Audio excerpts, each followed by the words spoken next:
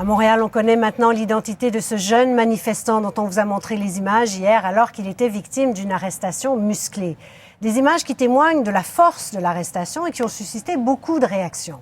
On y voit Xavier Amodeo, 20 ans, frappé à coups de poing au visage par la police. Pascal Robida a recueilli sa version de l'histoire. Xavier Amodeo arrive à notre rencontre à vélo. Le jeune Italo-haïtien de 20 ans prend les événements qui ont mené à son arrestation avec philosophie. Sa vie de militant commence à peine et déjà son visage est connu à la suite de la vidéo divulguée par Radio-Canada. La seule chose que je veux faire, je ne vais pas me laisser arrêter puisque j'ai rien fait de mal, mais je vais juste faire un signe de paix, je vais faire paix. Je vais exprimer le fait que j'ai pas d'intention négative. Lors de la manifestation anticapitaliste de vendredi dernier, Xavier a fait l'objet d'une arrestation musclée par 3 agents du SPVM. Les 3 coups portés à la hauteur du visage du manifestant ont soulevé l'indignation du public et surtout du milieu militant. J'étais extrêmement stressé. Il y avait des policiers qui m'entouraient. Je sais pas si on m'a dit quelque chose, je sais pas si j'ai dit quelque chose. Pour vrai, c'est un peu nébuleux. Dans la Naudière, la mère du jeune militant a dénoncé l'arrestation. Hier, quand j'ai regardé la vidéo, ma réaction de maman, ça c'est très émotif parce que voir son fils, excusez-moi, voir son fils se faire frapper au visage comme ça, c'est terrible.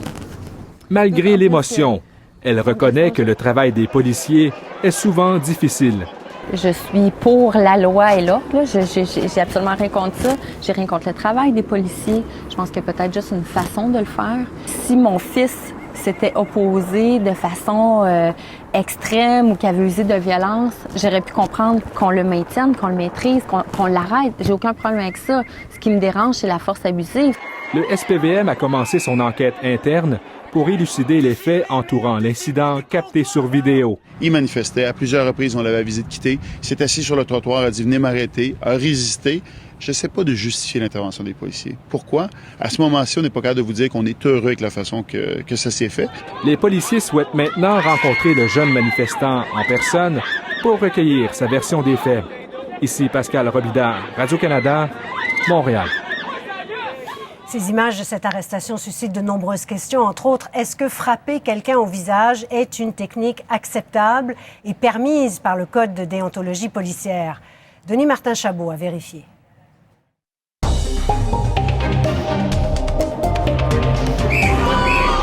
Dans une vidéo rendue publique par Radio-Canada, on voit Xavier Amodeo qui se fait arrêter par des policiers du SPVM.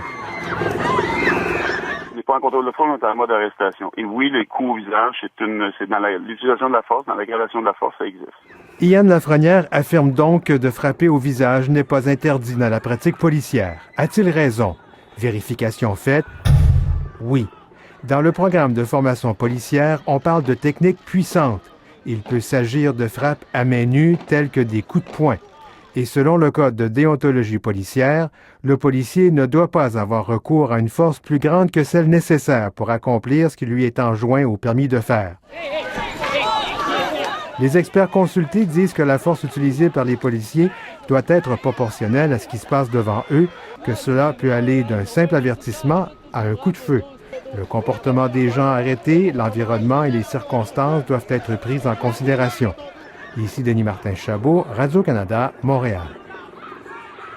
Maintenant, pour éviter un usage abusif de la force, les policiers devraient-ils porter sur eux des caméras qui permettraient de filmer tous leurs faits et gestes?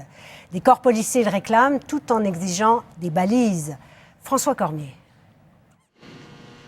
Des étudiants en technique policière terminent leur année scolaire. Ils ont appris les facettes du métier. Quand elles voient des arrestations musclées dans les médias, Suzy Jonf croit que les policiers pourraient être munis de caméras pour enregistrer leurs interventions. Ça peut faire 10-15 minutes que le policier intervient, puis ça, on ne le voit pas sur les vidéos. Et c'est justement ce que réclament des associations de policiers, avoir la possibilité de capter les interventions sur vidéo.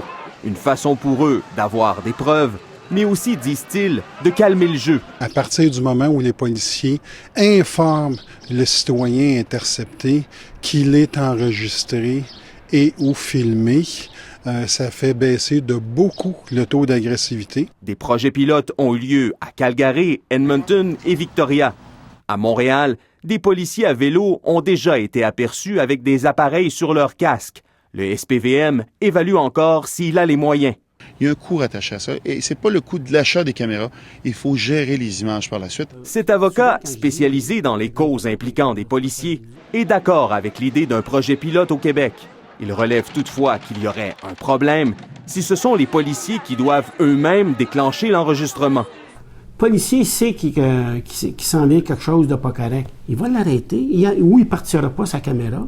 Selon ce représentant des policiers de la Sûreté du Québec, il faut que les agents aient le contrôle de ce qu'ils enregistrent. Je m'en vais rencontrer un voisin qui veut me donner des informations confidentielles par rapport à l'autre voisin qui abuserait, exemple, de son enfant.